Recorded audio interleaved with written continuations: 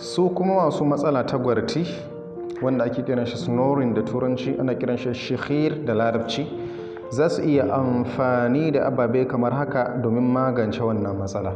Na farko, za su iya amfani da tafarnuwa da nau'ukanta gaba ɗaya. Za su iya amfani da garin tafarnuwa ko ƙwayoyin tafarnuwa ko ruwan tafarnuwa ko man tafarnuwa, duka za su iya amfani da shi wato wajen magance wannan matsala ta hanyar ko shan mai ɗin cikin cokali ɗaya a cikin ruwan zafi, ko haka kawai emtinsa kafin su kwanta, ko kuma cikin cokali ɗaya na garin tafarnuwa su sashi a cikin abinci su ci, ko a shayi, ko a cikin zuma, ko kuma a haɗi ƙwayan tafarnuwan kafin a kwanta.